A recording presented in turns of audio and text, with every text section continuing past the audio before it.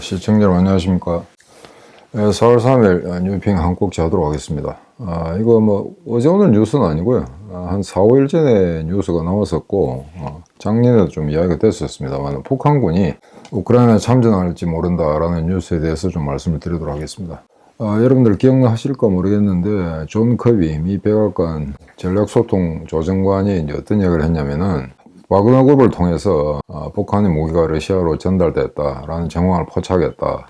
그런 인공위성 사진 같은 걸 제시하면서 뉴스에 아마 밝힌 바가 있습니다. 여러분들 아마 기억하실 겁니다. 그래서 뭐 그렇게 정황 파악은 하고 있는데 과연 뭐 그렇게 전달이 됐는지는 좀 의심스럽습니다.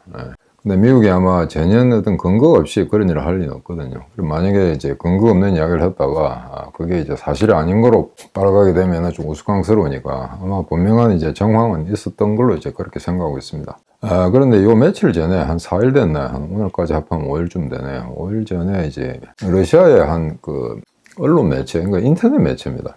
인터넷 매체에서 러시아의 이제 군 당국의 언론 보도 자료 뭐 이런 걸 인용해서 조만간 북한이 뭐 5월 말까지, 빠르면 5월 말까지 우크라이나에 들어갈지 모르겠다라는 뉴스를 이제 다전했습니다. 근데 생각보다 이 뉴스에 그렇게 뭐 반향이 그렇게 크질 않습니다. 제가 쭉 둘러봤는데 국내도 그렇고 뭐 국제적인 군사 블로그라든가 그다음에 여러 가지 이제 주요 언론 매체에서 그렇게 심각하게 다루고 있지는 않습니다. 참전 가능성이 낮아서인지는 모르겠으나 뭐 어떤 일이 발생할지 모르기 때문에 그다음에 전혀 근거 없는 이야기는 아닐 겁니다. 그래서 이제 이야기를 조금 들여다보기로 하겠는데 러시아 군 당국에서 뭐라고 이야기했냐면은 북한아들이 들어와서 잘 훈련된 북한아들이 들어와서 전투에 참여할 경우에 그 기간을 이용해서 지금 훈련이 부족한 러시아군 병력을 전술 훈련을 좀 강화시킬 필요가 있다. 그래서 그런 시간을 좀 벌겠다는 이야기 하나. 그 다음에 북한군의 전투력을 높이 평가하면서 얘들은 현대식 병기가 없다 하더라도 총한자로만, 소총한자로만 쥐어주면은 제대로 된 전투력을 발휘한다. 막 그렇게 높이 이제 평가한 바가 있습니다. 우리가 이제 북한의 프로파간다 이제 동영상 같은 걸 보면은 뭐 우통 벗고 얼음물에 뛰어들고 하면 뭐 천하에 어떤 당할 군대가 없는 것처럼 보이긴 합니다. 하지만 또 실제 전투는 다르니까 그게 어떻게 전개될지는 모르겠는데 조금 이기자는 이야기는 매달 15,000명씩 증원하겠다 뭐 이런 이야기입니다. 북한에서 15,000명 같으면은 이제 사단보다 좀 더 크죠. 사단이 한 10,000명에서 13,000명 되니까 그보다 규모가 큰 이제 부대를 운영한다는 건데 그게 제가 작년에 이 뉴스가 처음 나왔을 때 아무리 북한이 이제 병력을 우크라이나에 보낸다 하더라도 10만을 넘지는 않을 거다. 왜냐하면 이쪽이 이제 자국 본토 방위가 누수가 생길 수가 있기 때문에 그렇게 많은 병력을 보내지는 못할 거다. 근데 매달 15,000명씩 그럼 언제까지 보낼 거냐? 올해 말까지 그냥 매달 10,000명, 15,000명씩 보낼 수 있느냐? 막 그거는 현실성이 별로 없는 이야기 같습니다. 자, 그래서 이철수 대령님한테 좀 물어봤거든요. 저 같은 경우는 최고로 문서로 이제 뭐 전설을 외우고 공부를 한 사람입니다만은 이철수 대령님 같은 경우에는 직접 작전 계획을 세우신 분이기 때문에 봤는데 그렇게 가능성은 높지 않다고 말씀하신 것 같습니다. 그래서 만약에 투입한다면은 맥시멈 3개 여단 5,000명씩, 한 개 여단이 5,000명이니까 3개 여단 좀 가지 않을까. 그래서 자신도 뭐 지금 나중에 어떻게 될지는 모르겠으나 2만 명 정도, 맥시멈 2만 명 정도는 참가할 수 있을 것 같다라는 이제 그런 분석을 내놓으셨습니다. 그런데 이 처음에 이제 작년에 이 뉴스가 나왔을 때 미국의 이제 여자 미 국방정보국에 레베카 코플러라는 여자가 있습니다. 레베카라는 전형적인 여자 이름이죠. 그래서 여자가 뭐 푸틴의 어떤 뭐 군사 전략, 외교 정치에 관련된 책도 내서 조금 유명세를 타긴 했습니다. 그런데 이 여자 정보 분석관이 작년에 어떤 이야기를 했냐면은 북한이 우크라이나에 군대를 파견한 문제에 대해서 현실성이 높지 않다. 이유를 4가지를 들었습니다. 첫째는 러시아와 북한군이 한 번도 연합 군사훈련을 해본 적이 없다. 옛날에 냉전시대 때 해본 적이 있는가 모르겠습니다만 최근에 그런 적이 없다는 이야기죠. 체제 전환 이후에. 그 다음에 특히 북한군 6.25 전투 이후로 실전을 해본 적이 없습니다. 한국군은 그나마 60, 70년대에 월남전이라도 치러봤지만 얘들은 이제 게릴라전, 김신조 일당 보내고 하는 거, 뭐 그런 테러 행위 이외에는 별로 해본 적이 없죠. 그래서, 걔들이 어떤 그 과장된, 자기들의 이제 군사를 과장되게 포장하는, 그거에는 속을 필요가 없다. 실전 경험이 없기 때문에, 지금의 러시아군이나 중국군과 비슷한 그런 수준일 거다라고 이제 예측을 했고, 그 다음 세 번째는 뭐 언어 문제. 지금 옛날 같지 않아서 북한군이 지금 러시아를 뭐 제대로 공부하고 있는 것도 아니고 실전에서 상당히 코디네이션이 힘들 거다. 근데 이거는 뭐 큰 문제가 안 되는 게 지금 뉴스에 따르면 만약에 북한군이 우크라이나에 투입된다면은 러시아 내에 한국말을 할 줄 아는 그런 사람들을 붙이겠다 뭐 이런 보도가 나오고 있습니다. 그래서 그건 뭐 기술적인 뭐 자세한 문제고요. 그 다음에 이제 러시아, 이것도 네 번째 이유는 좀 납득이 안 가는데 러시아 무기 체계에 익숙하지 않다. 근데 이것도 뭐 조금 뭐 오버센스 같습니다. 왜냐면은 냉전 시기부터 되게 이제 러시아로부터 군수물자를 받았고, 거기서 또 카피해가지고 자체적으로 무기를 개발했고 했기 때문에 뭐 만약에 북한군이 러시아제 무기에 익숙하지 않다면은 어느 나라 무기에 익숙한 거죠. 그러니까 중국 정도 뭐 이런 식입니다. 그래서 이 여자가 이야기한 거는 지극히 일반적인, 그러니까 한국이라든가 한반도 안보 정세, 그 다음에 이제 구체적인 군사 지식이 없다 하더라도 누구든지 할 수 있는 이야기입니다. 이러한 네 가지 이유 때문에 북한이 우크라이나에 참전하기가 어렵다. 참전하더라도 제대로 된 군사 역량을 발휘하기 힘들다. 자, 다시 되풀이하자면 첫째, 러시아와 북한이 합동훈련이라든가 연합군사훈련을 해본 적이 없다. 그 다음에 북한군은 지금까지 냉전 시기 이후, 그러니까 1953년 이후로 실전 경험이 하나도 없다. 그 다음 세 번째, 언어 소통 문제. 그 다음에 네 번째, 무기체계에 대한 적응 문제. 이런 걸 들었습니다만, 자, 그러면 북한이 이런 군사 기술적인 지극히 테크니컬한 문제 때문에 참전하지 않을까요? 그건 아니죠. 지금 당장 식량도 없고 답답하니까. 그래서 최근에 보면은 뭐 북한 무기 24종이 이제 러시아에 전달되고 그 대가로 뭐 식량이라든가 그 다음에 여러 가지 뭐 상품 뭐든지 다 필요하겠죠. 그 다음에 뭐 하나 좀 이해하기 힘든 거는 뭐 경비행기 뭐 이런 게 필요하다고 하는데 그걸 아마 교환하겠다, 맞바꿔 먹겠다라는 그런 이야기입니다. 지금 어차피 뭐 결제 수단도 없으니까 뭐 그런 식으로 되겠죠. 그래서 이 여자가 이야기한 이 네 가지만 믿고는 참전 가능성이 전혀 없다라고는 생각이 힘듭니다. 그래서 때가 되면 참전할 수가 있는데, 자, 그러면은 이 문제에 대해서 전 세계 이제 언론이라든가 그다음에 군사 전문가들이 제대로 된 논평을 내놓고 있지 못하는 것은 자신이 없다는 거죠. 과연 참전할까 하는 문제. 그래서 만약 참전하게 되면은 두 가지 정도로 생각해 볼 수 있을 겁니다. 참전하게 되면은 러시아군이 일단 우크라이나군을 쳐서 우크라이나 영토 안에 들어와 있습니다만, 만약에 제3국, 그와 전혀 관계없는 군대가 들어왔을 경우에, 그러면 서방이나 미국으로서는 이제 정당성을 확보할 수 있다는 거죠. 야, 그러면은 북한군이 들어와? 그러면 우리도 갈 수 있다. 자, 그러면 폴란드라든가 에스토니아라든가 명령만 떨어지면 갈 수 있을 겁니다. 그러니까 어찌 보면은 이제 서방과 미국이 좀 더 적극적으로 무기를 보내거나 아니면 지상군까지 파괴할 수 있는 그런 이제 건덕지를 제공할 수 있다는 거죠. 그래서 아마 러시아에서는 일체 그에 대해서 보도가 없습니다. 이런 여러 가지 러시아 내 다양한 언론 매체들이 이런 가능성을 이야기하고 있음에도 불구하고 러시아 군 당국이라든가 정부에서는 아무런 논평이 없죠. 괜히 섣불리 이야기했다가 나중에 감당 못할 사태가 나오면 곤란하니까 일단 이제 눈치를 보는 거죠. 서방도 마찬가지일 겁니다. 그래서 북한 스스로도 그 점에 대해서는 굉장히 주저할 겁니다. 세계 최고라고는 자신들의 어떤 단위부대 전투력, 이게 과연 우크라이나에서 통할 수 있을까 하는 문제. 그래서 만약에 가서 또 러시아 군대처럼 좀 묵사를 해놨다 라면 이제 뭐 오히려 동북아에서 이제 까불던 그 기운이 좀 이제 수그러들겠죠. 그래서 그런 위험을 안고 적진에 들어가는 거기 때문에 그게 이제 쉽지는 않을 거다, 그런 문제가 있습니다.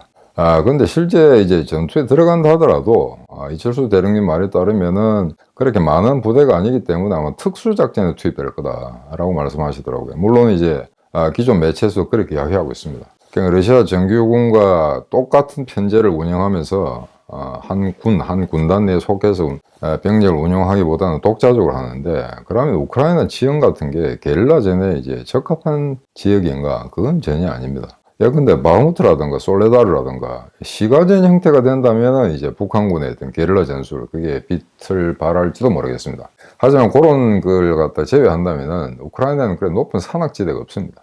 대부분이 다 평야지대거든요. 그래서 드론 같은 거로 이제 완전히 360도를 다 이제 정찰할 수 있는 그런 구조이기 때문에 과연 얼마나 이런 특수부대들의 활동이 이제 제대로 먹힐 수 있을까 하는 데에서는 의문이 되고요. 그 다음에 이제 러시아 유명한 스페츠나츠, 이들 특수작전 부대들이 지난 1년 동안 이제 우크라이나 각 정부에 투입됐습니다만 제대로 된 전투력을 전혀 발휘하지 못했습니다. 오히려 민간 군사에서 바그너 그룹이 훨씬 더 잘 싸웠지 걔들의 정권은 별로 발견된 바가 없고 그 점에 있어서도 아마 상당한 운용상의 문제가 있었던 것 같습니다. 왜냐하면 이 특수 부대를 특수한 임무에 할당해서 나중에 정규군과 이제 합세해서 다시 장가를 확대해 나가는 이런 교리에 입각했어야 되는데 일반 군대 제대들하고 똑같은 활동을 이제 부여했다는 거죠. 그러니까 각 전선에 투입됐는데 특수 임무가 아니고 자, 스페츠나스 너 특수부대는 요 구역을 맡아라 이런 식으로 전개했다는 이야기입니다. 자, 이렇게 되면은 특수부대가 갖고 있는 장점을 제대로 살릴 수가 없죠.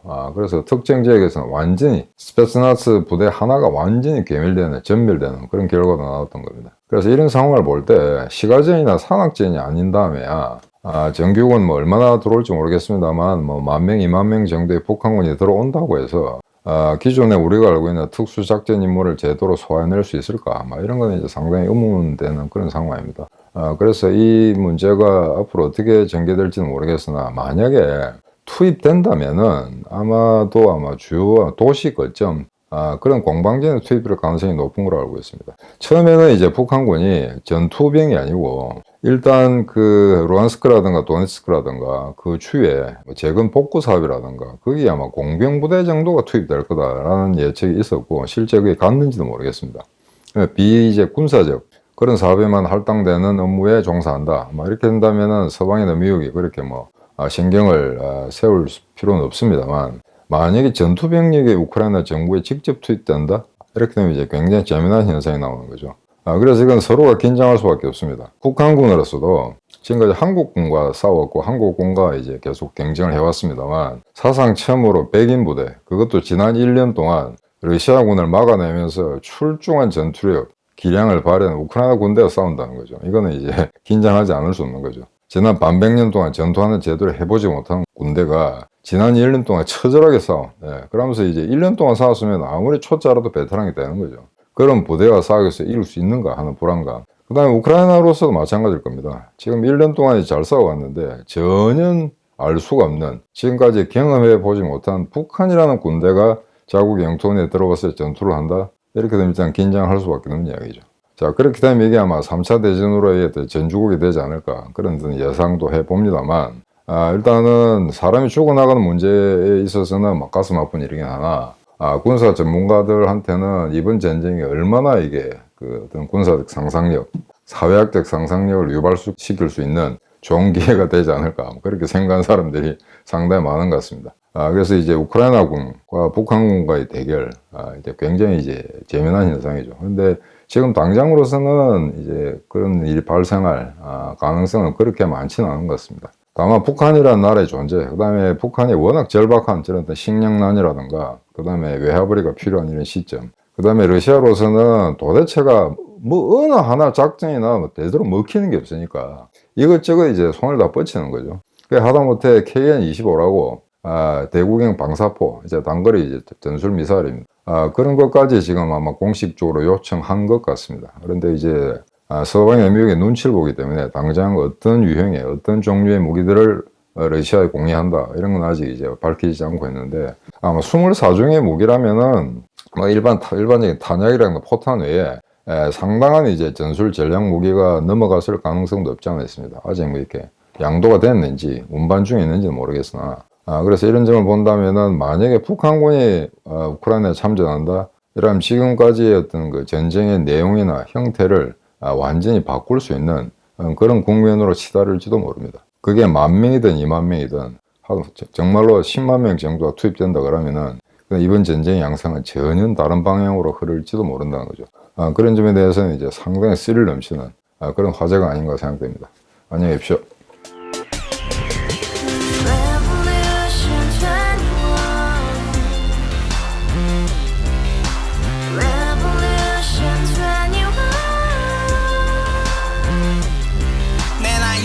월세 30 코인빚만 300 서울에 온 지 벌써 10년 아둥바둥 버텼지만 여전히 난 반지 하에 제왕 곰팡이 연문제약 내비랑 깡통망통 완전히 폭망 구시원 창문만큼 작아진 내 꿈 연애 결혼 내 집 모든 게 헛꿈 1년 전 떠난 여친 울며 말했지 같이 써봤자 평생 가본 게 꼬꼬꼬라지